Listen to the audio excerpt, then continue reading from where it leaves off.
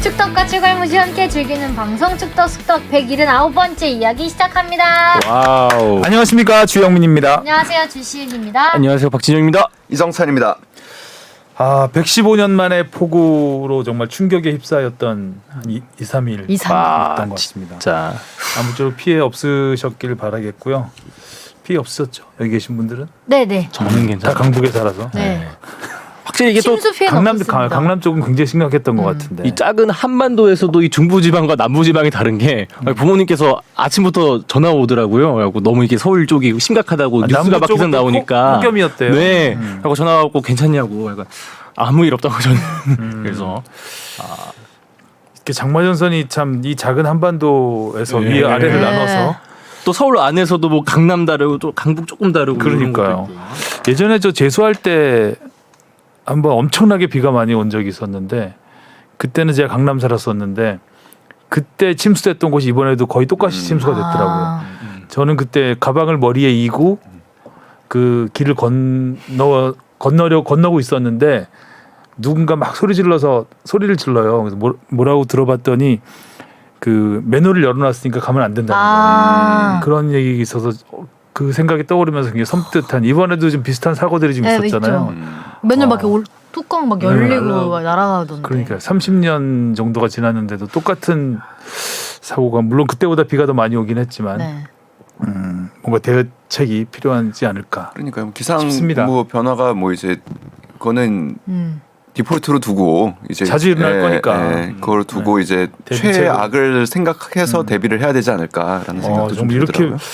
비가 많이 온 적이 있을까 싶을 정도로. 진짜 차를 버리고 그냥 도로 한복판에 그러니까요. 버리고 오죽했으면. 가셨더라고요. 근데 막 여기다 차를 버리면 도대체 그 다음은 어떻게 가신 건지 하는 그 위치에 차들이 있어요. 그래서 너무 무섭습니다. 대치역에 차 많다는데요? 어제까지도 대치역에는 좀 차가 좀 그렇죠. 차가 5천 대 넘게 멈췄다니까 네. 그거를 뭐 견인하려고만 해도. 그러니까요. 어후, 아무튼 충격적인 네. 폭우였습니다. 자, 축덕 토토부터 시작을 해볼까요? 네. 네. 제가 다시 주신 1등. 1등 물론 반타작이지만 네, 3경기 마쳤고요. 지난주에 꼴찌였었는데. 맞습니다. 그리고 영민 선배와 우리 진영이가 2경기씩, 그리고 하성룡 선배가 1경기 마쳤습니다. 하성룡 선수의 나성룡 기자도 뭐 분석 따로 전망 따로. 그렇죠. 이성찬 기자도. 그럼요. 네. 자, 댓글 볼까요? 토기 52님이요. 하성룡 기자님 윤스 성대모사 잘한다. 성대모사라도 잘해야죠. 못 맞히니까. 진짜 잘하고 가셨어요. M55님이 롤링페이퍼가 아니라 무기명 페이퍼로 건의함처럼 익명으로 썼다고 기사 봄. 그렇대요. 하성룡 기자가 방송 끝나고 나가면서 롤링페이퍼가 아닌 것 같기도 한데 막 이런다. 늦었어. 흔히 말하는 마음의 편지. 늦었어. 네, 그렇구나. 이걸 어떻게 댐닝 3X님 살짝 3X라 비속어의 향기가. 보다가 28분 58초 보다가 나도 입이 떡 벌어졌고 주시은 아나운서를 비롯한 패널 기자들도 모두 입이 벌어진 성남 신임 구단주의 폭탄 발언, 정치적 보복의 수단으로 성남 구단을 악용하지는 말길 바랍니다. 뒤끝이 없어야겠죠? 네. 적폐청사님이 성남시장 너네 편이거든 라고. 자, 전화하시고요. 지인님이 항상 잘 듣고 있습니다. 그런데 축구와는 관련 없는 질문이긴 하지만 박진영 PD님은 왜 뽕 PD일까요? 이름이 봉진영도 아니고 유래가 있을 텐데 가끔 뽕 PD라고 불리는 걸 보니까 궁금하네요. 그리고 주시은 선수님의 아나콘다도 응원합니다. 썸네일 제목인 성남의 꼴찌 탈출 희망가를 보니 아나콘다의 꼴찌 탈출 1승도 바라게 되네요. 화이팅! 꼴찌 탈출을 잘 탈출 못하시네요. 네, 꼴찌 탈출. 뽕 PD 얘기는 그 전에 한번 또 이런 질문이 있었던 것 같은데. 네. 확실히 저희가 달려온 세월이 있다 보니까 이런 맞아요. 뉴비 분들도 좀 계신 것 같아요. 제가 옛날에 이제 거의 1화 때 국뽕. 국뽕으로 축구 본다 그래갖고 뽕 PD가 됐죠. 네. 뽕 PD라고 불리기 그 시작했죠. 잠시 뽕 작가 됐다가 다시 뽕 PD로. 왔다 갔다 하고 있어요. 정체성이. 네. 정체성이 있어요? 왔다 갔다 하고 있어요. 어딘가 있겠죠. 네네네. 자, 질문 가보겠습니다. 무엇이든 물어보세요. 네가 가라 내가 갈까님입니다. 비가 오는 폭우 속에도 축구는 계속되는 와중인데 금일 AFC에서 ACL 일정 변경 및 26년 북중미 월드컵 아시아 예선 변경 등 굵직한 내용 변경이 진행되었다는 공식 발표 내용을 들었습니다. 자세한 사항 및 패널분들의 의견을 듣고 싶습니다. 첫 번째 질문, 동아시아 및 동남아시아는 이제 추위 걱정을 해야 할 것 같은데요. 여름 시작 봄 끝나는 일정이면 16강부터는 영향이 크지 않을까요? 또한 원정 다득점 및 영장전 이후 승부차기 등이면 단판 경기가 더욱더 중요해지는 것 같습니다. 네, 뭐 그렇습니다. 그러니까 추춘제라고 하죠. 우리는 춘추제죠. 봄에 리그를 시작해서 예, 가을을 지나서 겨울에 끝납니다. 그리고 유럽 리그는 기본적으로는 여름이 지나는 가을에 시작해서 이제 봄에 끝나죠. 그 기원 자체가 유럽 축구는 겨울에 뭐 할 거 없을까 하다가 나온 게 축구였기 때문에 뭐 그게 일반적이죠. 겨울에 유럽 이제 뭐 대륙 쪽은 북쪽은 좀 춥지만 사실 시작한 영국을 보면 겨울이 그렇게 춥지는 않거든요. 뭐 요즘에는 이상 기온 때문에 추운 날도 있지만요. 여튼간에 우리도 아시아도 결국에 추춘제로 가야 한다라는 주장은 끊임없이 제기됐습니다. 가장 큰 이유는 선수 수급과 지도자 수급이 아무래도 좀 원활하다. 그러니까 빅클럽들, 그러니까 결국에 아시아의 빅클럽들이 유럽과 혹은 또 남미와 격차를 줄이기 위해서는 좋은 지도자, 좋은 선수를 수급할 수 있어야 되는데 아무래도 시즌이 끝난 다음에 계약이 끝나고 나오는 시장에 나오는 분들을 모시는 게 조금 더 유리할 수 있다라는 점에서 본다면은 그렇게 맞춰 가야 한다라는 이제 주장이죠. 근데 반대로 이제 현실적이지 않다라고 주장하는 쪽에서는 동아시아 특히 이제 뭐 한중일 같은 경우는 겨울이 너무 춥죠. 그렇죠. 예, 물론 여름도 너무 덥습니다. 그러니까 이 시기에 사실 축구를 하는 것도 사실 굉장히 어려운 일이지만 부상의 위험은 사실 겨울에 더 크죠. 예, 그 사실 이번 최종 예선이 그래서 1월에 열릴 뻔했었죠. 실제로 열렸고요. 그 당시에 우리가 만약에 원래는 일정상은 홈 경기였죠. 그렇죠. 레바논이 오죽하면은 그거를 받아들였겠어요? 야 진짜 죽을 수도 있겠다 저 나라에서. 최저 기온 한번 보면은 섬뜩하죠. 그런 현실적인 어려움들이 있습니다. 근데 이렇게 되면은 그러니까 실제로 이 AFC의 의사결정 과정에서도 사실 동아시아의 의견이 별로 반영되지 않은 거죠. 그렇죠. 여전히 뭐 중동의 모래바람이죠. 그야말로. 서아시아가 지금 여전히 헤게모니를 쥐고 있으니까 이런 부분에서 동아시아가 제동을 걸지를 못한 겁니다. 남미는 추춘제인가요? 춘추제 아닌가요? 남미는 뭐 그 이제 그래도 여름 시즌인 것 같은데 남미. 네, 그죠? 지금 일단은 뭐 수아레스 선수도 복귀해가지고 그렇죠. 지금 예. 경기를 뛰고 예. 있죠. 근데 뭐 이렇게 축구를 하는 데 있어서 그렇게 크게 어려운 또 기후에 속한 남미 대륙도 워낙 크긴 하지만 그 대륙만의 또 그 리그니까 챔피언스 네. 리그니까 거기서는 자기들끼리는 네. 모여 있으니까 문제가 없는데 아시아는 워낙 좌우로 넓게 퍼져 있다 그렇죠. 보니까 기후 차이가 커서 사실 우리도 춘추제 하면 좋죠. 어떻게 보면 그 유럽하고도 맞아 떨어지는 네. 부분이 있고 하니까. 근데 기온 때문에 어떻게 생각하면 무더위보다는 살짝 추운데 이게 낫지 않을까라는 생각 들긴 하는데. 근데 이제 몸이 완벽히 풀리지 않은 상태에서 부상 위험이 경기를 있죠. 할 때의 부상 위험이 조금 더 크다고 생각하는 것 같아요. 그러니까 여름에 사실 이 시기에도 부상 위험은 큰 거는 사실은 마찬가지예요. 왜냐하면 체력적으로 힘들어서. 너무 힘들기 때문에 뭐 박지성 어드바이저도 최근에 선수들한테 그런 얘기를 했다고 그러죠. 그러니까 본인도 물론 뭐 기억을 하고 있겠지만 K리그를 뛰었던 적은 없어서 과거에 J리그를 뛰었던 적은 있지만 이 날씨에 어떻게 선수들이 경기를 하는지 잘 모르겠다라는 이야기를 했다고 하죠. 유럽 보면 북유럽도 추춘제죠. 아 핀란드 같은 경우가 이제 봄에 시작을 리그를 해서 이제 그 가을에 끝나는 걸로 제가 얼핏 기억을 하고 있었는데 그것도 바뀌었는지 잘 모르겠네요. 러시아가 그리고 한때 하다가 바뀌었죠. 러시아 같은 경우에도 겨울이 너무 추워서 리그를 할 수 없다 보니까 봄에 리그를 시작해서 가을에 끝내는 걸로 했다가 최근에 바꿨습니다. 러시아에서 러시아 추위도 그러니까 스코틀랜드만 해도 춥지 않나요? 춥죠. 겨울엔. 근데 보면은 정말 입김 막 내뿜고 장갑 끼고 뭐 눈밭에서 축구를 하는 거 헤딩하고 봤는데 캐나다 뭐 이런 쪽 아프죠. 굉장히 아프죠. 근데 심지어 그러니까 그 뭐 과거에도 뭐 있었던 일이긴 한데 그러니까 뭐 톰스크 이런데 12월 마지막 뭐 11월의 마지막 홈 경기 이런 거 하면은 영하 15도 이렇게 내려갑니다. 상대로 축구를 하는 걸 보면 우리도 할 수 있지 않을까라는 생각도 들긴 해요. 이게 너무 불리하니까 이런 일정이라면. 일단 잔디는 안 자라고요. 그때 이제 보통 보면은 양산디도 솔직히 어려울 관리가 때는. 쉽지 않아서 잔디는 이제 공수 하성룡 기자 깜깜해. 전문가. 보통 인조 잔디로 이렇게 관리를 한다고 하더라고요. 그런 날씨에 그 축구와 스파이크 한번 밟힌다 생각하면 진짜 아찔한데요. 큰일 나. 와. 근데 또 깨질 것 같은 이제 느낌. 또 축구 이렇게 뛰다 보면 몸에 열이 나고 하기 때문에 사실 선수들은 몸에서 김 나잖아요. 관중이 가장 힘들죠. 관중이 힘들죠. 기자 선수 힘듭니다. 뛰는 선수들은 뛰다 보면 맞아. 열나서 예, 기자들이 힘들어요. 일단 타자가 안 쳐져요. 기자가 타자가 안 쳐져요. 예. 그리고 발 엄청 시리고. 아니 장갑을 끼면 타자가 또 잘 안 껴지고 그래서 장갑을 벗으면 장갑을 벗으면 손이 너무 곱고. 시리고요. 맞아. 근데 사실 뭐 승강 플레이오프 때 현장 가면은 굉장히 춥습니다. 춥죠. 예. 10월만 돼도 추워요 경기장은. 맞아. 10월만 넘어가도. 경기장은 극단적이잖아요. 엄청 덥고 엄청 춥고. 그래서 저는 네덜란드 경기장 취재 갔을 때 보니까 기자석 위에는 히터가 이렇게 있더라고요. 아. 좋더라고요. 예. 국내도 도입해야 된다. 국내는 그 일부 구단에서 그래도 전기 방석을 제공해 주는 곳들이 있습니다. 그래도 손은 시립니다. 핫팩 주고 네. 이제 그런 거. 그래서 담요 줄 정말 때도 있고. 마음은 따뜻하네요. 그래도. 그럼요. 그런 걸로 두 번째 질문. 월드컵 진출 국가 확대로 인해 이제 일본, 이란과는 거의 못 만날 가능성이 높을 것 같은데 4차 최종 예선에서만 가능하지 않을까요? 국가 확대로 8.5나라 예상도 부탁드립니다. 무더위 조심하세요. 네.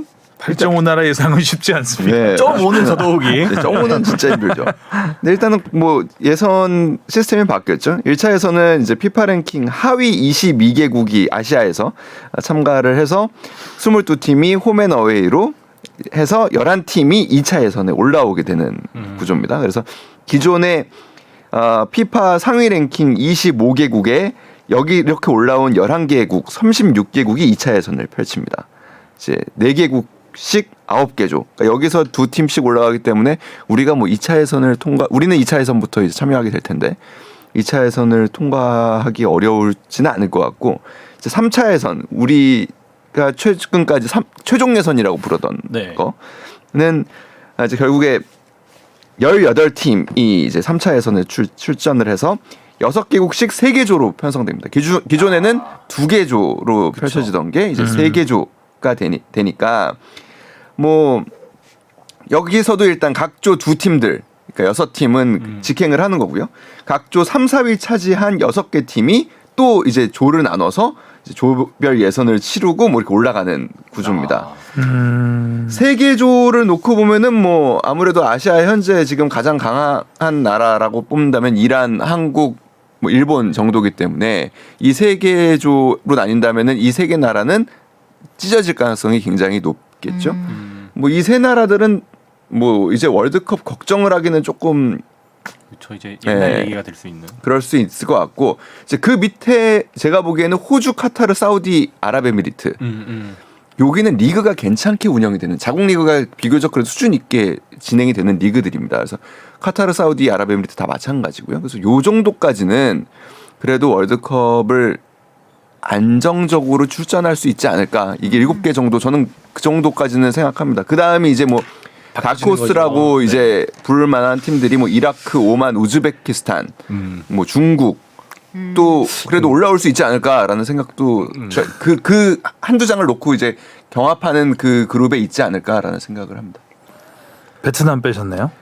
베트남 쉽지는 않아요. 사실. 그래서 뭐 그런 기사 있더라고요. 박항서 감독님이 계약 연장 가능성이 거기에 달려 있을 수도 있다. 그런 말 있는데 쉽진 않죠. 자, 다음 질문이요. 네, 배달 사수님이 보내주셨습니다. 늘 재미있게 잘 듣고 있어요. 무엇이든 물어보세요 질문입니다. 얼마 전 수원 삼성 측 관중이 장외에서 FC 서울 중학생 팬을 폭행한 사건이 있었잖아요. 그 수원 관중 K리그 경기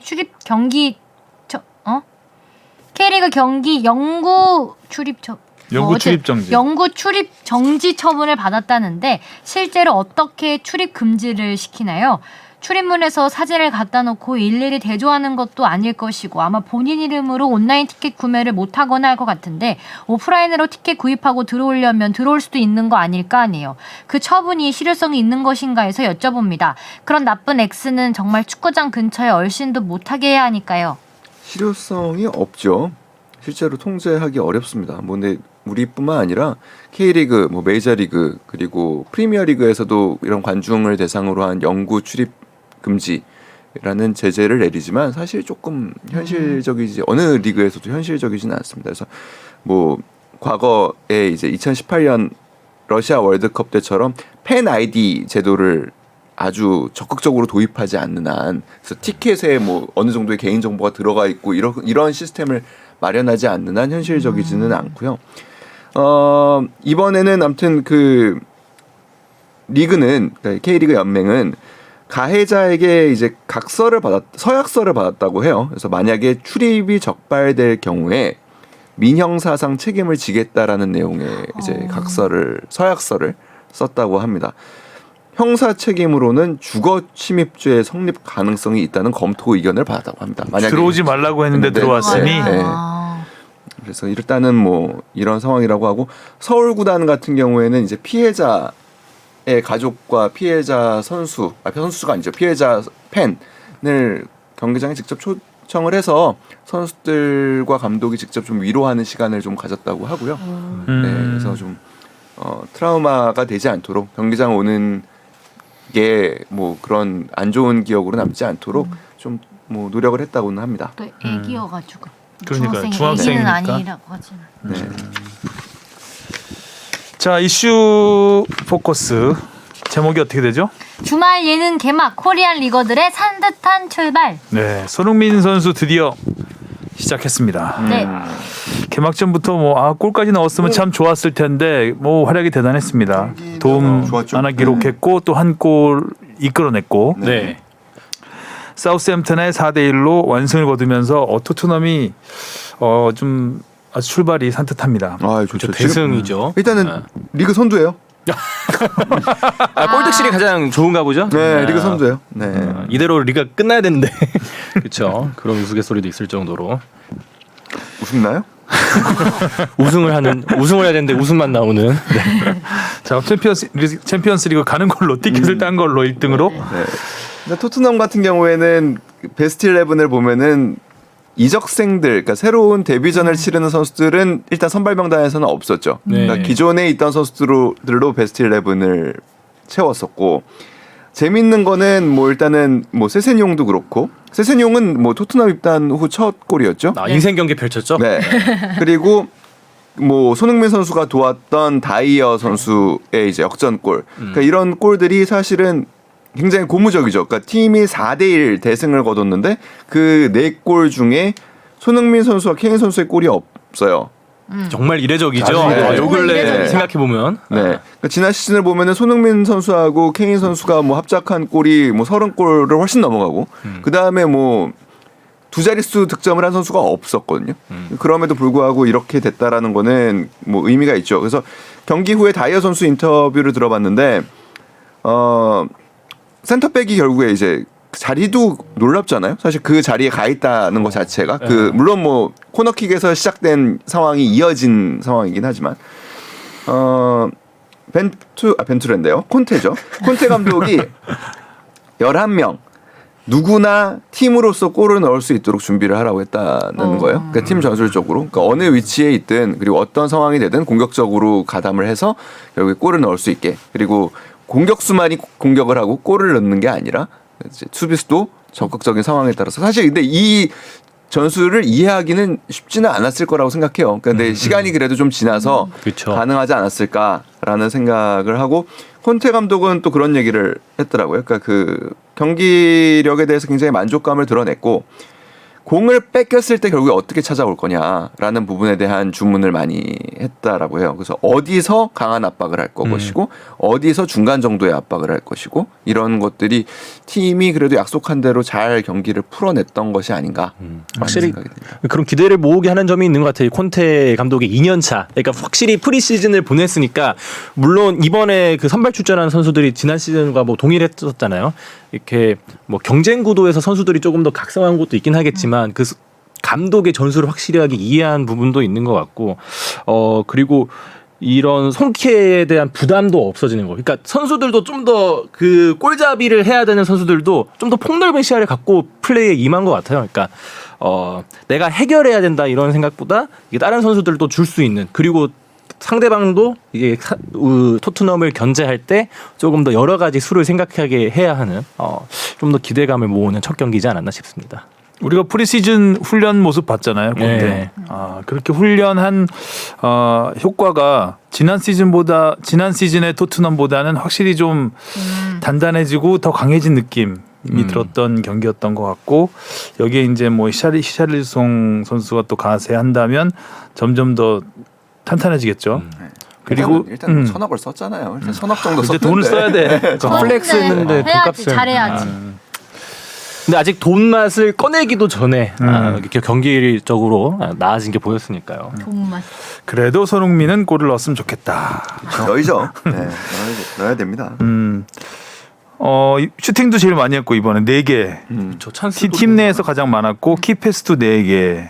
일단 뭐 그 핸드볼 파울이 선언이 안 된 거는 조금 아쉽죠. 그러니까 뭐 사실은 손에 맞지 않았다면은 골문 안으로 분명히 갔을 것 같은데, 물론 뭐 키퍼가 또 막았을 수도 있겠지만 그 슛이 조금 좀 아쉬운 장면이고, 그 외에도 사실 좋은 장면들이 많았어요. 근데 뭐 자책골도 손흥민 선수가 사실상 뭐 네. 이끌어냈다고 봐야 되는 거고. 네, 생각적인 부분에서는 뭐 좋은 모습을 보였다고 생각합니다. 손흥민 선수도 이 득점에 대한 욕심이 다른 시즌에 비해서 좀 일찍 찾아오는 것 같아요. 이런 케인한테 줄 수 있는 찬스에서도 본인이 해결하려고 하는 모습. 이제 내가 에이스라는 이 자각을 하기 시작한 거죠. 내가 슛을 때려도 너네들이 뭐라 말을 못할 그렇지. 거야. 내가 때리는데 누가 뭐라 해? 이런 느낌이 좀 비춰지지 않았나. 그래도 케인 정도는 뭐라 할 거야. 그쪽 케인 정도는 둘이 뭐 부부 싸움 정도로 얘기하죠. 둘이서 알아서 하라 그러고. 네. 자, 황희찬 선수도 출발이 좋습니다. 개막전 6분 만에 도움을 기록했죠. 팀은 물론 아쉽게 졌지만 최근에 또 황의조 선수가 울버햄튼에 갈 수 있는 또 상황이 본인이 일단은 굉장히 가고 있고. 강력하게 원하고 있죠. 그러니까 일단은 뭐 얘기가 나온 김에 그 얘기부터 하면, 결국에 이제 지금 라울 히메네스라고 하는 최전방에 설 수 있는 선수가 부상으로 뭐 한 달 이상 결장이 예상이 되는 상황이니까 당연히 지금 울버햄튼은 좀 급합니다. 일단은 빨리 최전방 공격수를 찾아야 합니다. 해결을 해야 되니까요. 그리고 라울 히메네스 같은 경우에는 지난 시즌에도 부상으로 경기에 못 뛴 경기가 굉장히 많거든요. 기복이 좀 있는 모습이 보였어요. 네, 그러니까 결국에는 뭔가 아무튼 대안은 필요한 상황이에요. 그러다 보니까 이제 황의조 선수를 이제 리스트에 올려놓고 있죠. 근데 이제 보르도 같은 경우에는 돈이 굉장히 필요한 구단이기 궁하죠. 때문에 네. 황의조 선수는 일단은 가장 원하는 거는 프리미어리그 진출입니다. 그러니까 그거는 여러 가지 뭐를 고려할 수 있겠죠. 일단은 올해 월드컵이 열리는 해에서 사실 좀 더 적응이 끝난 프랑스 리그에 있는 것도 물론 개인적으로 나쁘지 않은 선택일 수 있겠지만, 인생의 마지막 기회라고 생각을 하는 것 같아요. 그러니까 프리미어리그에 도전을 할 수 있는 공격수로서. 그리고 또 황희찬 선수도 있으니까 팀 적응에도 좀 더 수월할 수도 있을 것 같고요. 벤투어에도 도움이 되고. 네.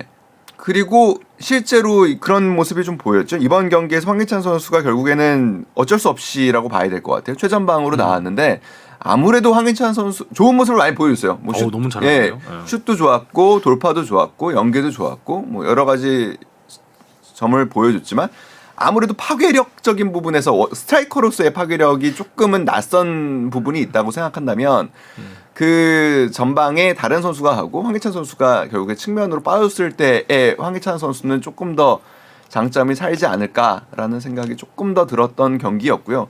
그리고 뭐 이 선수가 근육 부상이 좀 또 많은 선수여서 실제로 개막전에서도 조금 근육에 문제가 있는 듯한 모습이 보이기는 했었거든요. 그래서 그런 부담도 좀 덜려면 아무래도 최전방보다는 측면이 조금 더 본인이 익숙한 측면이 조금 더 낫지 않을까라는 생각도 조금은 들었습니다. 황의조 선수는 지금 일단은 뭐 울버햄튼은 제가 볼 때 그러니까 울버햄튼이 급해지길 보르도는 기다리고 있는 거거든요. 그래서 조금이라도 올리려고 인정료를. 금액을. 혹시 다른 구단에서도 로브콜을 보내고 있나요? 낭트가 제일 유명한. 낭트는 그 전부터 리그왕이죠. 네, 리그왕. 낭트는 실제로는 그 울버햄튼보다는 조금 더 높은 이적료를 제시를 한 것 같아요. 예, 근데 이제 일단은 본인이 황의조 선수가 일단은 프리미어리그 행을 너무 강하게 원하고 있어서 프리미어리그 쪽으로 일단은 추진을 하고 있는 것 같아요. 근데 구단도 이런 경우에는 그러니까 우리가 뭐 이렇게 보르도 감독이 나서서 뭐 며칠 안에 떠날 것 같다 뭐 이런 얘기를 하긴 했지만 실제로 그렇게 금방 결과가 나오지 않는 경우도 많습니다. 왜냐하면 보르도 입장에서는 리그가 이제 다 개막을 했잖아요. 네. 이런 상황에서 패닉 바잉이 나오기를 기대할 수밖에 없는 거거든요. 그냥 질러. 네. 왜냐하면 감독 입장에서도 만약에 울버햄튼도 한 2-3경기를 조금 더 미끄러져요. 근데 한두 그렇죠. 골차 게임이 대부분이에요. 그러면 급해지죠. 감독 경질해라 나오고 바로. 네, 그럼 감독이 급해져요. 일단은 그런 상황을 다들 기다리고 있기 때문에 남은 한 푼이 아쉬운 보르도 입장에서는 진짜 마지막까지 갈 수도 있다. 물론 이제 에이전트들은 그렇게 되면 선수한테 피해가 좀 커요. 왜냐하면 적응할 시간을 놓치고 들어가는 거잖아요. 한 경기라도 한시라도 빨리. 그리고 황의조 선수는 이미 지난 6월에 왔을 때부터 최대한 빨리 새 팀에 들어가서 이적하고 싶다라고 이제 적응을 하고 싶다라고 얘기를 했는데 벌써 8월인데. 네, 그러니까 이런 경우에 에이전트들은 계속 이제 양측 구단을 이제 설득하는 상황에 들어갑니다. 그러니까 뭐 예를 들면 진짜 실제로 몇몇 에이전트들은 그런 것도 하죠. 내가 수수료 안 받을 테니까 이만큼을 그냥 좀 해달라는 에이전트들이 접근을 하기도 합니다. 왜냐하면 선수가 일단 경기를 뛰어야 되니까요.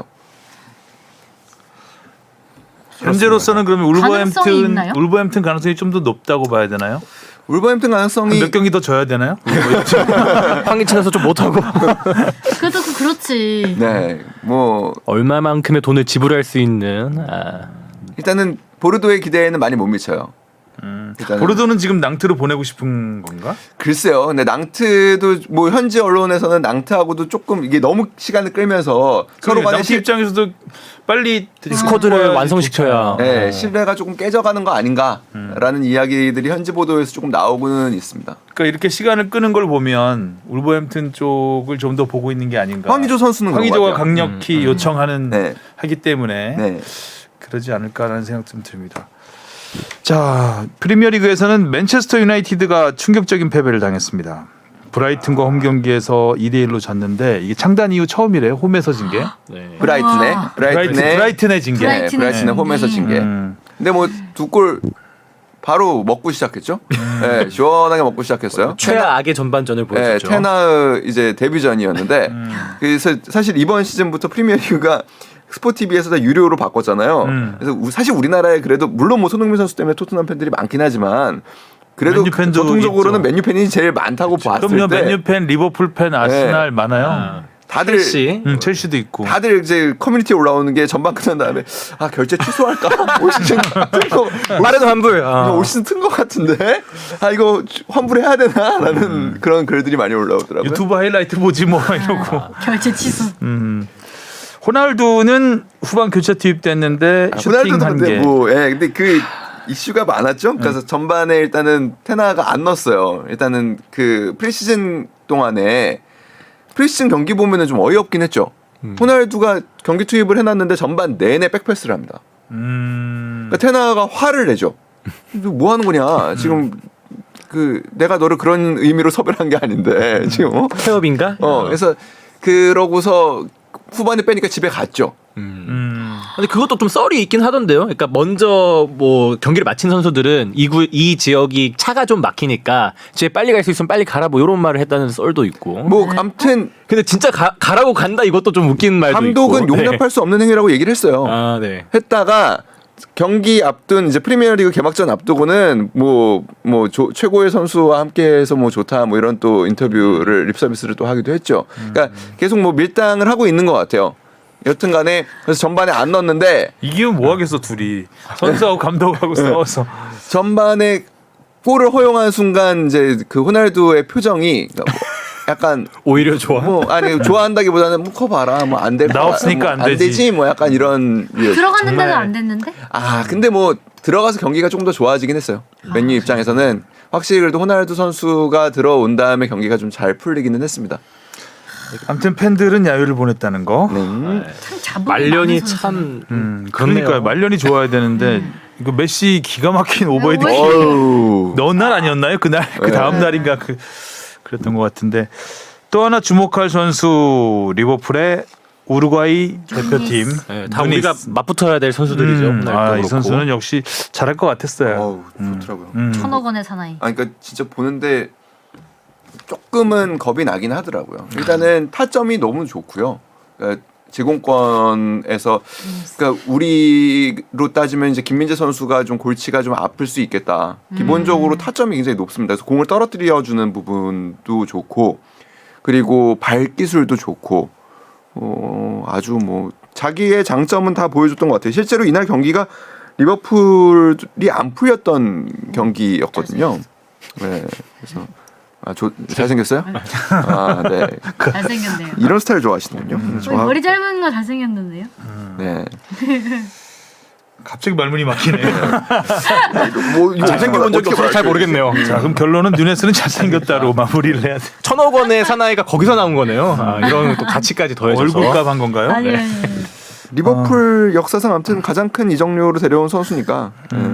맞아요. 그래서 원래 마네 선수가 이번에 리버풀을 떠났잖아요. 원래 살라 선수에 가려져 있긴 했었지만 뭐 마네가 페널티킥 골 없이 뭐 득점왕을 했던 시즌도 있고 마네가 없으면 리버풀이 조금 흔들리지 않을까라는 이야기가 많았었는데 그 자리를 그래도 누네스가 있으니까 만회했네요. 네, 마네. 만에.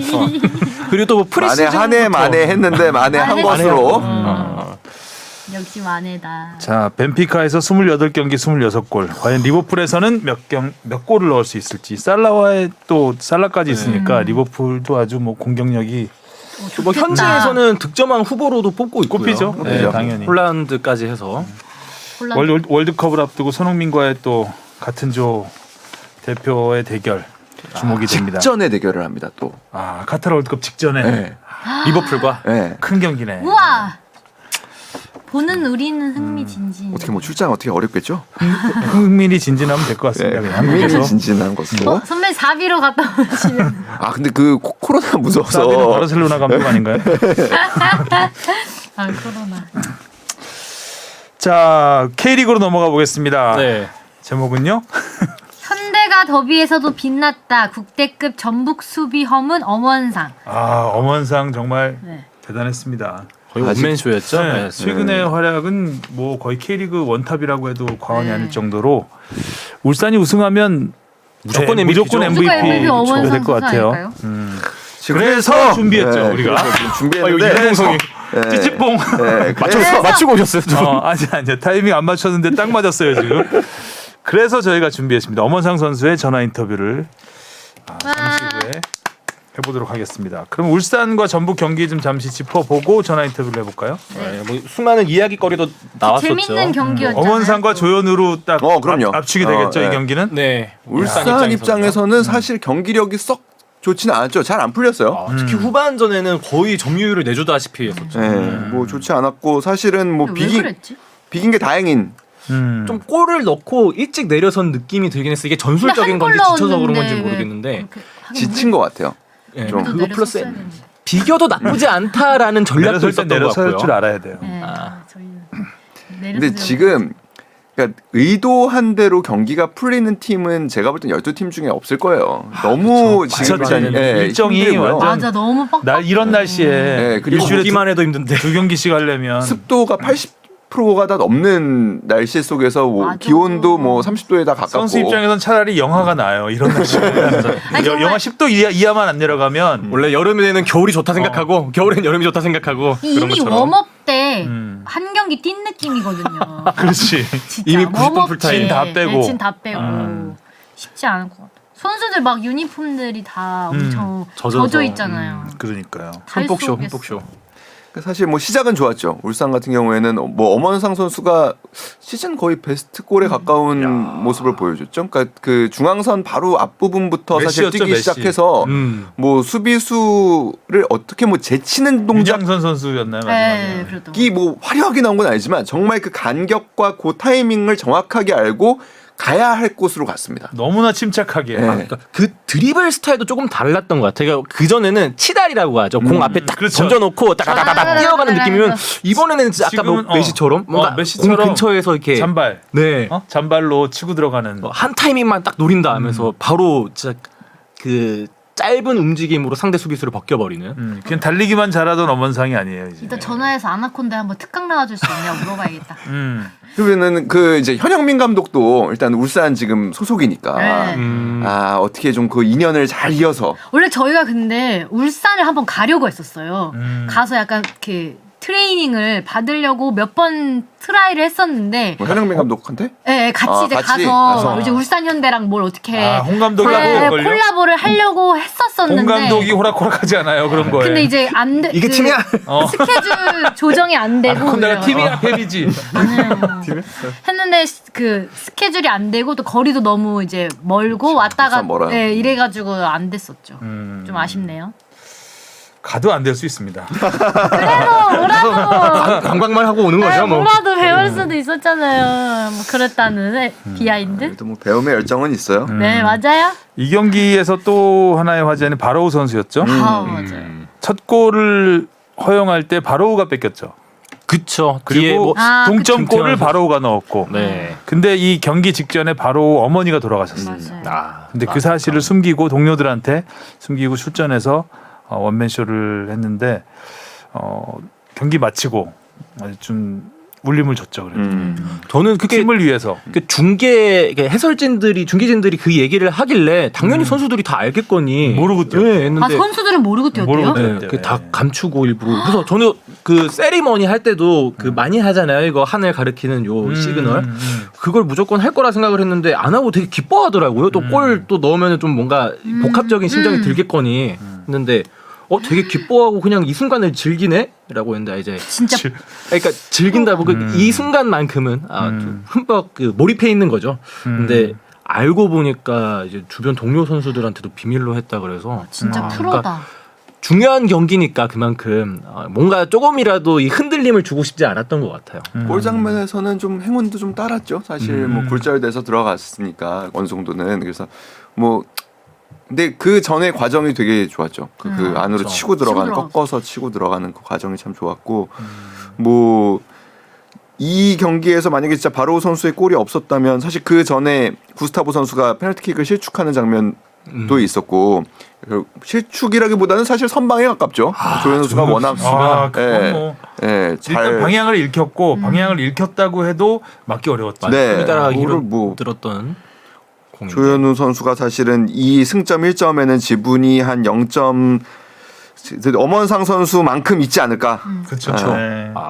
그렇죠. 그게 또 후반전에는 계속 전북이 그 이끌어가는 흐름이었기 때문에 만약에 전반전에 1대1 무승부로 끝났다? 그러면 전북이 진짜 뭐 역전은 할 수 역전했을 있었던 수도 예. 있겠네요. 그런 흐름의 경기들이 사실 지난주에 되게 많았어요. 그러니까 성남도 김천한테 뭐 4대1로 지긴 했지만 사실 성남의 1대0으로 뒤지고 있던 상황에서 동점골이 그냥 인정이 됐었으면 그러니까 그게 업사이드로 결국에 뭐 취소가 되긴 했지만 그런 골들이 인정이 됐으면은 경기 양상은 충분히 또 바뀔 수도 있었던 것 같고 서울과 제주 경기에서도 사실 뭐 기성용 선수의 프리킥이 골대를 강타했는데 그런 것들이 들어갔다면 또 경기 결과가 또 바뀔 수도 있었던 그러니까 여름에 선수들이 그러니까 이제 영국에서는 그런 표현들 많이 쓰는데 스위치드 오프 되는 순간이 굉장히 많이 그러니까 순간순간 나오거든요. 그러니까 너무 지치고 힘들기 때문에 혼이 그냥 나가는 순간이 있어요. 90분 동안 바짝 정신을 차리기는 어렵습니다. 텐션 유지하기 힘들죠. 네, 그러니까 그런 순간에 누가 결국에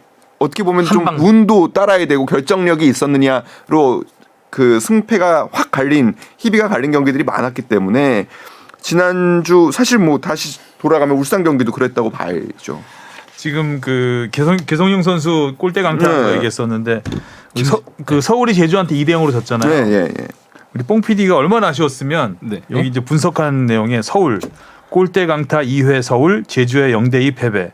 그다음에 제주 그 서울랑과 제주란이 있거든요. 제주 골대만 두 번 서울의 2대0 완승. 이거 들어갔으면 이긴 거였거든요. 김진야 선수 슈팅도 있었고 맨 마지막에 조용욱 선수도 골대 그 서울과 제주 합하면 골대 4번이에요 지금. 이거 주어만 바꾼 거 아니에요? 주어만 바꾼 얼마나 거 아니야? 아쉬웠으면. 되게 성의 없다. 아 이때 제주도 놀러가 있어서 그랬나 봐요. 성의 없다. 아무튼 서울 입장에서는 굉장히 아쉬운 패배고 아 그리고 제주 입장에서는 정말 최근에 안 좋았잖아요, 제주가. 네, 네. 우리 이 경기도 힘들었던 게 그 코로나 확진자가 나오면서 스쿼드 그 선발 라인업이 되게 많이 바꿨었거든요. 그로 인해서 뭐 윤빛가람 선수도 거의 4개월 만에 출전했던 거요. 근데 그 상황에서 또 안 좋은 흐름을 바꿔놨으니까. 저는 근데 왜 우리랑 경기에서 그랬지? 지난 주말 경기 중에서 대구 인천 경기가 제일 재밌었던 것 같아요. 극장골. 극장골 정말 대단했죠. 대구가 안 좋아요. 대구가 좀 큰일 난 것 같아요. 네, 대구 안 좋아요. 근데 이거 뭐예요? 어디요? 신병. 대구에. 아유 복부다. 너 이 자식. 정신 차려. 정신 차려. 팬들의 스위치 일침. 오프가 돼갖고 있대. 정신 차려. 팬들의 일침을 써놨는데 너한테 한 얘기야 지금.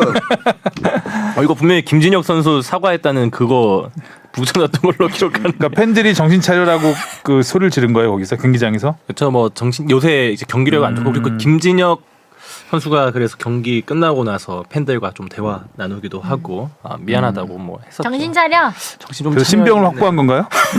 정신 차리려고 김천 이야기가 복붙이 잘못돼갖고 복부 타다가 신병이 네, 일로 이게- 들어갔구나 대구에. 네. 근데 그 김천에는 군인의 신병- 신병이 없는데? 신병이 이제 새로 들어올 거다 뭐 그 지난주 게 복붙이 잘못돼갖고 지난주에 여기 2호 위치에 김천이 있었나 보죠? 예예예. 정신 차려요. 아 달달 달린다. 오늘 뭐 여러모로 좀 힘드네요. 여름이니까요. 네. 자 그리고 수원 더비. 아 수원 더비. 수원 더비도 짜릿했습니다. 와 김현 선수 골이 완전 네. 기가 막히던데요. K리그의 질라탄이죠. 질라탄. 네. 닮았다. 그러니까 질라탄과 메시라 그러잖아요. 네. 김현과 이승우. 네. 네. 질라사는 거 어, 알지. 이승우 아유, 월클이네. 선수는 어시스트 하나 했죠. 네. 징계 2경기 결장하고. 이승우는 이승우다. 아 이승우는 이승우다. 김현 선수가 굉장히 저는 김현을 예전에 신태용 올림픽 대표팀에서 그 아시아 선수권 우승할 때 김현이 있었거든요. 근데 결국 올림픽을 못 갔어요. 브라질 리우 올림픽을. 그때 좀 되게 안타깝게 생각했던 선수거든요.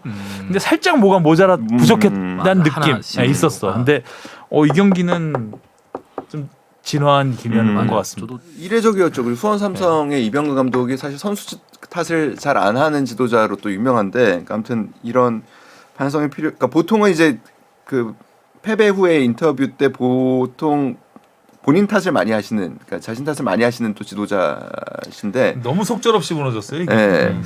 이번에 간절함 없으면 대가 치른다. 그러니까 그 뭐 팬들 저는 근데 그랬을 거라고 생각하지는 않는데, 그러니까 팬들은 그렇게 보였나 봐요. 그러니까 수원 삼성 팬들 입장에서는 경기를 조금, 그러니까 김현 선수의 이제 골이 나와서 이제 3대 1로 멀어진 다음에 선수들한테서 조금 포기하는 모습이 보였다는 게 이제 팬들이 느낀 뭐 부분인 것 같아요. 그래서 결정력의 차이였죠. 뭐 네. 경기는 팽팽했다고 봐야 되는데 결정력에서 이제 수원 FC가 좀 더 앞섰다. 수원 삼성이 지난 경기에서 오랜만에 승리해서 다시 좀 이렇게 강등권에서 그렇죠. 탈출할 수 있는 발판을 마련하나 싶었더니 그 흐름을 못 이어간 게 수원 입장에서는 좀 아쉽죠. 자, 어떻게든 12위는 피해야 됩니다. 네. 어떻게든. 진짜. 네. 12위는 볼 것도 없으니까. 맞아요. 최악 말고 차악이라도. 근데 일단은 10위는 피해야 되는데 성남이 뭐 지난 방송에서도 뭐 열심히 이야기를 했지만 롤링페이퍼. 네. 마편을 다시 한번. 성남은 근데 이 지난 경기 김천전도 보면은 경기력이 나쁘진 않았어요. 내가 그랬잖아요. 세상에 부진 탈출 방법이 그렇게 쉽냐고 롤링페이퍼냐고. 근데 일단은 경기력조차는 나쁘지 않고 팀 분위기도 그렇게 나쁘진 않은 것 같아요 요즘에. 그래도. 김천 아니요 그 성남이요. 예. 좋았죠 최근에는. 네, 그래서 요거 진짜 어떻게 진짜 마지막에 이제 스플릿이 아니고 나서 이제 승점 6점짜리 경기들이 계속 이제 5번이 펼쳐지는데 그때 되면은 정말 어떻게 될지 모른다. 네, 어떻게 될지 모른다. 어떻게든 12위는 피해야 된다. 어느 팀이든. 근데 사실 이제 성남과 김천은 거의 하위 스플릿이 뭐라고 해도 확실시 되고. 확실시 되는 팀이기 때문에 이 경기가 굉장히 중요한 경기, 승점 6점짜리 경기라고 할 만한 경기였는데 네, 이게 너무 무기력하게 졌습니다. 조규성 선수가 아주 멋진 골을 넣었고. 아, 그렇죠. 신병 언제 들어오죠? 이미 들어왔죠. 그런가요? 들어왔어요. 신병 확보됐나요? 이제 예비역으로 들어와야죠. 전북에 조규성 선수가. 김천이 그럼 신병 중에 좀 괜찮은 선수, 좀 괜찮다기보다는 주전급 선수들이 좀 있을까요? 신병은 좀 들어온 지 됐지 않았나요? 아 됐나요? 아직죠. 네, 조금 됐고. 그러니까 이게 아다리 말고 뭐예요? 아무튼 이게 딱 맞는 게 아니고요. 예, 그러니까 이제 디졸브가 잘 이게 돼야 되는데 네, 지금 디졸브 기간입니다. 예, 기간입니다. 때문에 이게 딱 타이밍이 딱 맞지 않는다. 예, 조규성 선수는 이제 다음 달 저녁인데 더 이상 경기는 뛰지 않고 살벌하네요. 정신머리. 정신 차려. 이쯤에서 한번 전화를 해볼까요? 네, 안녕하세요. 네네. 막 지금 훈련 끝나셨죠? 네네. 네. 자, 일단 인사부터 드릴게요. 제 이정찬이고요. 네. 네, 죽덕숙덕 주영민. 네, 주시은 아나운서입니다. 박진영입니다. 안녕하세요. 이름을 한번 우리 청취자 여러분들께 소개 좀 해주실까요? 죄송한데 소리가 잘 안 들리거든요. 네, 소개 좀 부탁드릴게요. 그냥 제 소개하면 되나요? 네. 안녕하세요. 저는 울산연대 축구단 엄원상이라고 합니다. 네. 말씀을 잘하시네요. 네네. 네네 두 글자로 지금 한 5번의 질문을 지금 해결하셨어요. 수고하셨어요. 자, 뭐 좋죠? 팀 분위기 좋죠? 네, 지금 굉장히 좋은 상태고 계속 이 분위기 이어가야 될 것 같아요. 지난 라운드 선제골은 정말 뭐 엄원상 선수 인생의 몇 번째 안에 드는 골 아니었나요? 멋있었어요. 제가 원래 골을 잘 넣는 타입이 아닌데 이번 연도에 운이 좀 좋아가지고 계속 그렇게 잘 들어가는 것 같아가지고 아마 최고의 골이 아닌가 싶어요. 운이 좋은 게 아니라 갈수록 좋아지는 것 같은데요, 폼이? 스타일 자체도 조금씩 변화하는 것 같고. 뭐 스스로도 그렇게 생각하고 있고 일단 팀이 일단 잘 돼야 돼가지고 계속해서 좋은 모습 보여드려야 될 것 같아요. 네, 울산 팬들이 엄원상 선수를 네. 복덩이라고 부른다고 하는데 그렇게 뜨거운 사랑을 받고 있는 기분이 어떤가요? 엄복덩 씨? 일단 사실 이제 오기 전에 많이 걱정도 많이 했었었는데 일단 뭐 많은 팬분들이 많이 이제 응원해주시고 많이 옆에서 좋은 말씀 많이 해주셔가지고 저 또한 그 응원에 보답 드리려고 열심히 한 게 그런 좋은 별명도 생긴 것 같아요. 좋겠다. 네. 골반 부상은 좀 어때요? 뭐 많이 괜찮아진 상태라서 이제는 별로 걱정 안 하고 계속 운동을 잘 하고 있어가지고 괜찮은 것 같아요. 이적하면서 좀 걱정이 많았다 그랬는데 이적 후에 또 한 단계 발전했다는 평가가 많거든요. 스스로 생각했을 때 광주 시절과 가장 달라진 점은 어떤 것 같아요? 일단 팀이 워낙 좋은 팀이어가지고 일단 뭐 많은 옆에 좋은 동료들이 많이 있다는 게 뭐 좀 많이 다른 것 같고 일단 뭐 저도 잘 모르겠어요. 일단 팀이 많이 처음 이적하는 거라 이제 많이 걱정도 했었었는데 일단 옆에서 좋은 형들이 많이 도와주셔가지고 누가 제일 많이 좀 도와주시던가요? 태환이 형이 많이 도와주시고 있는 것 같아요. 수비를 도와주시나요? 안 그래도 근데 그 팬분들께서 이청용 대 김태환 누가 더 좋냐고 물어봤어요. 와. 골라야 돼요. 역대급 밸런스. 대답은 한 걸로 김태환 선수가 도와주는. 그건 엄마 아빠랑 비슷한 거라가지고 제가 참 고르기가 좀 애매한. 그럼 누가 엄마다? 청룡이 형이 엄마죠. 근데 이미지가 좀 그렇게 맞나? 아빠는 김태환 선수 따뜻하다. 어울리네요. 네. 근데 아빠 무섭겠어요. 그 아빠, 그 집안 아빠 무섭겠네. 전혀 무섭지 않습니다. 그래요? 스윗하십니다. 본인도 본인이 귀여운 걸 알고 있나요? 이거 주시은 아나운서의 질문이 아니고 팬의 질문이에요. 아니요, 저는 모르겠어요. 그거. 원래 이런 질문 이렇게 해야 돼. 갑자기 훅 들어가. 휴식 때 주로 뭐 하고 시간 보내냐고 또 물어보셨네요. 쉴 때요? 네. 주로 그냥 집에서 저는 좀 드라마나 뭐 그런 걸 잘 보는 편이어가지고. 요즘 최애 드라마 뭡니까? 오영우? 드라마요? 네. 오영우요. 역시. 원투더 오영 투더. 엄투 더 원투 더 상. 뭐 그럼 우영우 세리머니 한번 기대해봐도 되나요? 오. 아, 그거는 제가 한번 깊게 한번 고민을 한번 해보겠습니다. 깊게 고민을 하시는 것으로. 네. 그렇게 한 세리머니가 딱 딱히 없었던 것 같아요. 없는 느낌인데 엄원상 그러게요. 선수는 예, 두 저는 자릿수 원래 득점. 세리머니를 잘 안 해가지고. 자신만만한 그 표정은 있으시죠. 그냥 달리기만 하더라고요. 골 넣고 계속. 한 두 자릿수 득점까지 하셨으면은 이렇게도 한번 할수 있어요. 만들 법 하실 것 같은데. 화제가 될 것 같은데요. 한번 만들어 보겠습니다. 네, 기대해 볼게요. 그리고 뭐 경기장에서 징크스나 루틴이 있냐고 물어보신 분도 있었어요. 징크스나 루틴이요? 네. 뭐 루틴은 그냥 조금 운동화나 축구화를 신을 때 오른쪽부터 신는 거 그런 거 있는 것 같아요. 오른손잡이죠? 신고. 네? 오른손잡이죠. 네, 오른손잡이. 오른손잡이는 원래 왼쪽부터 신는데 양말도 그렇고 다. 그런가요? 네, 원래 그래요. 저는 본능 양말도 오른쪽부터 신어가지고. 그러니까 본능적으로 하면 오른손잡이는 이게 반대편이 왼쪽부터 신는데 그렇겠다. 그 반대로 하는 게 이제 징크스다. 네. 재밌는 질문 또 있어요. 팬들이 오인표 선수랑 닮았다고 쌍둥지라고 부르는데 본인이 생각하기에 오인표 선수하고 얼마 정도 닮은 거라고 생각하세요? 싱크로율 몇 프로? 싱크로율이요? 임평한테 살짝 예민할 수도 있는데 가끔 보면 닮은 것 같긴 합니다. 옆에서도 계속 닮았다고 하니까 닮았다고 생각하고 보면 진짜 닮은 것 같아요. 별로 안 좋아하는 거 아니죠? 서로 약간 기분 나빠하는 질문인 것 같기도 하고요. 아닙니다. 제 표정이 안 보이는데 어떻게 지금? 좀 웃고 있습니다. 네. 지금 카타르 월드컵 너무 가고 싶죠? 가고 싶죠, 월드컵. 뭐 지금 뭐 이렇게 어떻게 준비하고 있어요? 일단 뭐 딱히 월드컵 준비라기보다는 일단 팀이 우선이어가지고 일단 팀이 이제 확고한 목표가 있기 때문에 그 우승이라는 목표에 뭐 제가 도움이 된다면 충분히 월드컵도 충분히 나갈 수 있을 거라고 생각하고 있기 때문에 일단 팀에서 잘하는 게 첫 번째 목표인 것 같아요.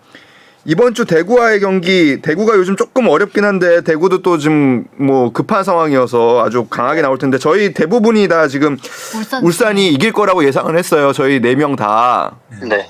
어떻게 생각하십니까? 일단 뭐 K리그에 있는 솔직히 모든 경기가 쉬운 경기는 하나도 없는 것 같아요. 일단 아무리 상대팀이 어려운 상황이어도 그 팀 또한 그 어려운 상황을 극복하려고 모두가 경기장에서 또 새로운 모습을 보이기 때문에 저희는 일단 감독님이 주문하시는 그런 전술에 맞게끔 준비하는 게 최우선인 것 같아요. 또 질문 없으면 공격 포인트? 네. 올 시즌 뭐 공격 포인트 지금 뭐 이미 두 자릿수를 기록하긴 했는데 남은 경기에서 좀 얼마나 더 하고 싶습니까? 득점왕도 가능할 수 있어요. 득점왕 가능할 수 있다고 지금 옆에서 얘기했습니다. 서울 팬이 이겼어요? 네, 서울 팬이에요. 저분은. 서울 경기에서 넣지 마세요. 네. 지난번에 넣으셨죠? 맞아. 아니 갑자기 화내고 있어.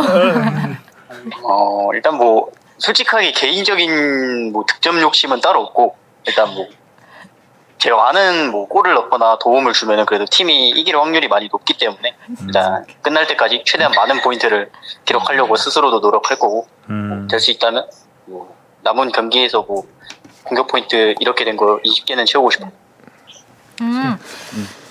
네. 마지막으로 팬들이 응원 메시지 남긴 거 주시은 아나운서가 좀 읽어주세요. 네, 이지연님께서 엄원상 선수님 울산에 와주셔서 너무 감사합니다. 남은 시즌 동안 다치지 말고 저희 팬들도 같이 열심히 뛸 테니 꼭 우리 별 하나 달아요 라고 해주셨어요.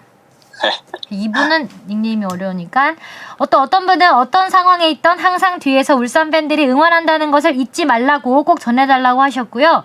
또 다른 분은 엄원상 선수 부상 없이 지금의 기세 이어나가서 우승, MVP, 월드컵 승선이라는 세 마리 토끼를 다 잡는 호랑이가 되길 응원합니다. 시즌 끝나면 축덕숙덕 출연도 추진해 주세요이라고 달아주신 거예요. 그 팬들의 이야기입니다. 저희가 얘기한 게 아니고요.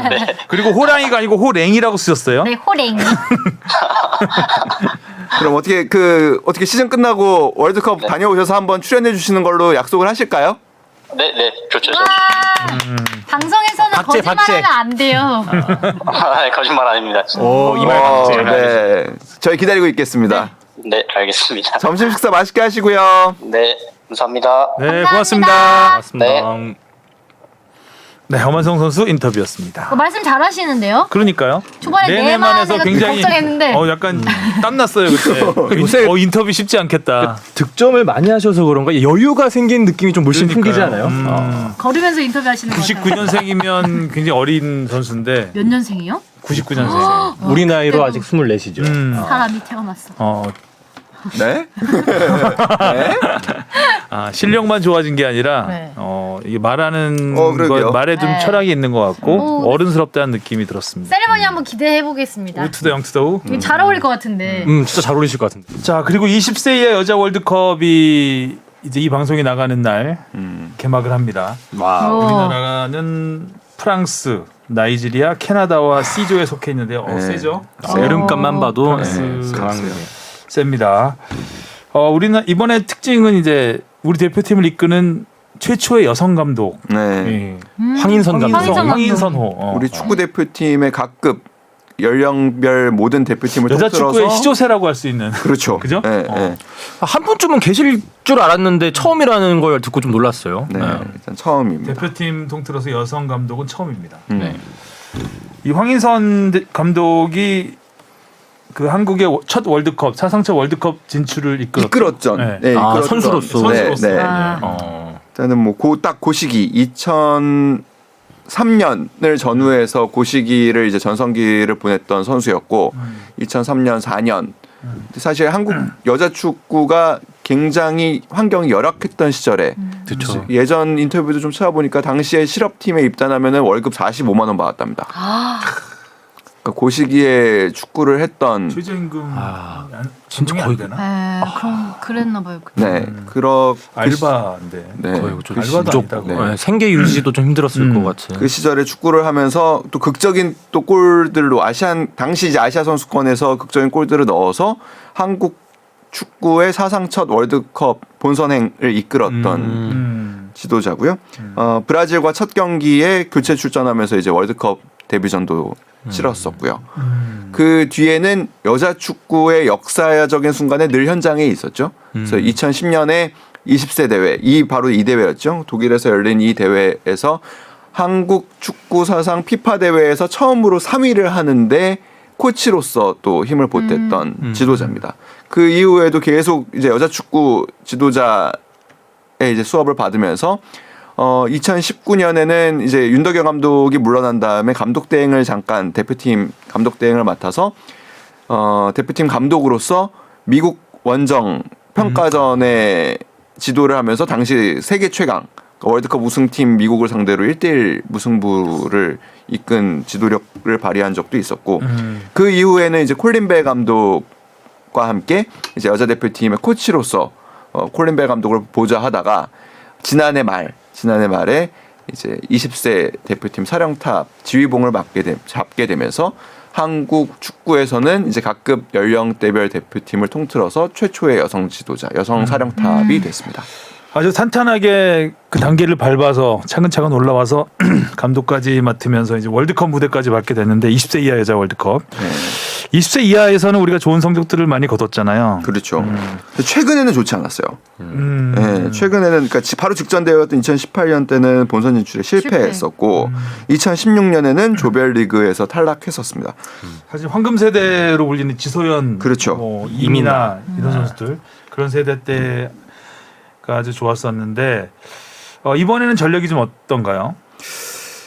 거기까지 제가 취재가 잘 안 되긴 했는데 일단은 그렇죠. 경기에 볼 기회가 많지 않으니까. 네, 그리고 워낙 또 없었던 그리고 이 예선을 통과한 선수들하고 또 지금의 선수들하고 또 좀 많이 좀 달라져서 근데 최근에 이제 뭐 일본하고의 평가전이 있었고 그다음에 뭐 멕시코 전지훈련에서의 또 스페인과 뭐 평가전 등이 있었는데 경기 내용은 괜찮았다고 하더라고요. 뭐 일본하고 할 때도 선수들이 뭐 조금은 다소 밀리는 모습도 보였지만 일본은 뭐 아무튼 여자 축구에서는 최강국 중에 하나니까요. 밀리는 모습을 보였지만 나중에 경기가 좀 풀리고 난 다음에는 또 좀 자신감을 찾고 선수들이 경기를 잘 풀어나갔다고 합니다. 황인선 감독 같은 경우에는 아무래도 그러니까 여자 축구 지도자분들이 제일 어려워하는 것들 중에 하나가 그 좀 얼마나 강하게 할 수 있나란 남자 지도자들이 그걸 제일 어려워하거든요. 그러니까 그렇지. 예, 어느 경험이 정도로 없으니까. 어느 정도로 강하게 해야 되나. 힘들겠거든. 예. 똑같이 시켜도 되나 약간 그런 느낌. 그 황희성 감독은 일단은 리더십적인 측면에서는 굉장히 부드럽다고 해요. 일단 부드럽게 경기장 밖에서는 좀 부드럽고 섬세하게 선수들에게 다가가려고 하면서도 경기장 안에서는 좀 카리스마 있는. 예, 강하게 그리고 또 돌려서 이야기하지 않고 직선적으로 이야기를 하는 스타일이라고는 합니다. 그래서 본인 말로 그래요. 일단 본인 말로. 예, 그래서 부드러운 직선을 추구한다고 얘기를 해서 어렵네요. 쉽지 않은데. 네, 어떻게 될지는 뭐 어려워요. 사실 그 조편성이 뭐 일단 뭐 20세 월드컵은 16팀밖에 참가하지 않기 때문에 어떤 조에도 뭐 쉽다고 그러니까 8강 진출이 장담할 수 있는 조는 없지만 뭐 프랑스 잘하는 팀이고요. 캐나다 전통적으로 잘하는 팀이고요. 나이지리아도 뭐 일단은 기본적으로 체격 조건들이 다 우리보다 그러네, 월등한 좋네요. 나라들입니다. 그러네요. 뭐 쉬운 조가 별로 없네요. A조가 코스타리카, 호주, 스페인, 브라질. 또 스페인, 브라질은 일단 기본적으로 축구는 남자건 여자건 잘하는 나라니까. B조가 독일, 콜롬비아, 뉴질랜드, 멕시코. 네, 독일은 뭐 이 독일은 대회 최다 우승국이죠. 우상이죠. 그러니까요. D조가 일본, 네덜란드, 가나, 미국. 미국이 또 여자 축구죠, 되게. 미국은 뭐 여자 축구를 거의 뭐 세계 최강이었던 팀이고. 네. 워낙 만만한 조가 없네요. 네. 그러니까요. 여기서 이제 조 2위 안에 들어서 이제 결국에 8강에 가는 건데 뭐 이게 뭐 그 나이대는 다르긴 하지만 최근에 유로 우승했던 잉글랜드가 안 보여서 그게 좀 의외이긴 하네요. 그러네요. 그만큼 이 본선 진출도 대단하다는 게 또 방증이겠죠. 일단은 독일과 그 프랑스 여자 축구에서는 이 두 나라가 압도적인 이제 일단은 인프라와 시스템을 갖추고 있습니다.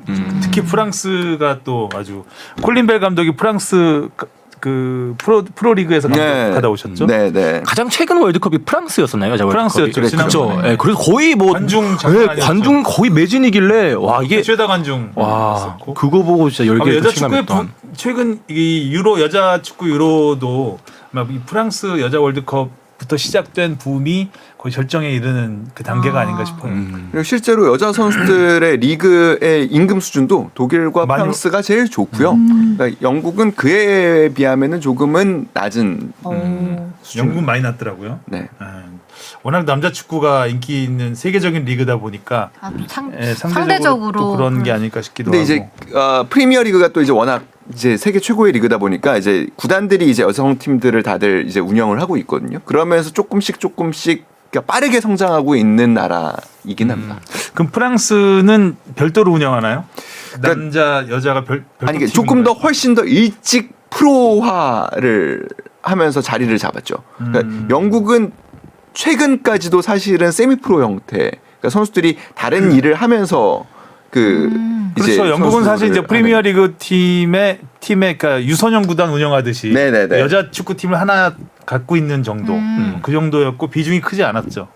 그 첼시 같은 경우에도 지소연 선수가 합류하기 전에는 팀의 뭐 대부분의 선수들이 투잡을 하고 있고 심지어 지도자도 그 팀만 지도해서는 사실 좀 어렵고요. 그래서 다른 팀 지도합니다. 네, 뭐 그렇죠.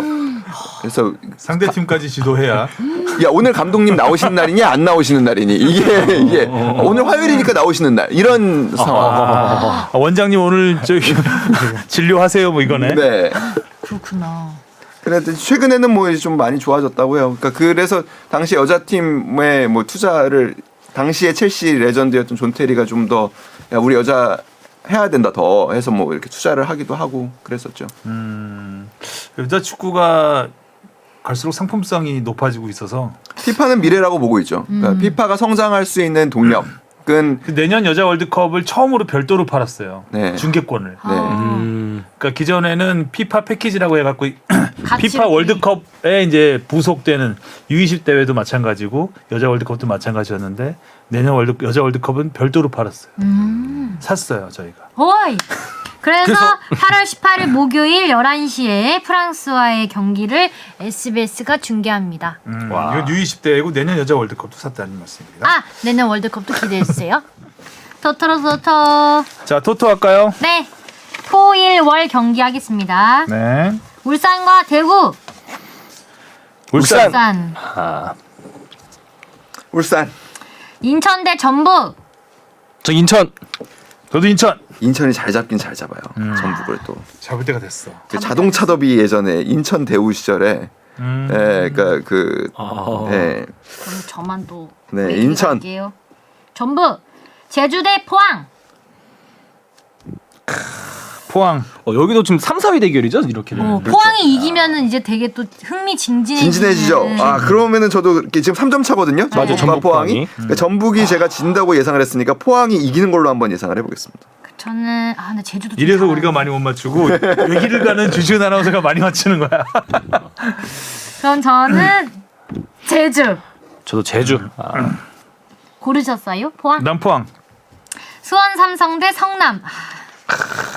거의 단두 야, 단두대 매치인데 그렇죠. 성남 이게 진짜 정말 승점 6점짜리 6점짜리. 경기죠. 성남. 근데 성남이 이겨줘야 재밌지 그래서 않겠어요? 재미로 그쵸. 가겠습니다. 성남. 그다음에 강원 대 수원 FC. 아 여기도 요즘 뭐 그래도 짱짱한데. 짱짱하다, 여기. 예, 양현준 대 이승우네요. 김대원 대 이승우. 또 김현도 있고요. 여기 진짜 강원. 어렵다. 나도 강원. 저는 무승부. 저 수원 FC 봅니다. 김천 대 서울. 신병 이거는 어떤가? 신병 나오나요? 김천 이번에 이제 다 만기 전역 하셨으니까 조규성 선수도 없고 서울 이겨야겠죠? 네, 서울이 이길 것 같다. 서울. 서울. 근데 그렇게 이번에 많이 안 갈린 것 같아요 서로. 그죠? 주바페만 조금 갈렸고 좀 갈렸어요. 저희 뭐 강원서 FC 무승부하고. 한쪽은 죽는다. 자 오늘 비가 또 계속 예보돼 있어서 맞아요. 걱정입니다. 네. 아무쪼록 피해 없었으면 좋겠고요.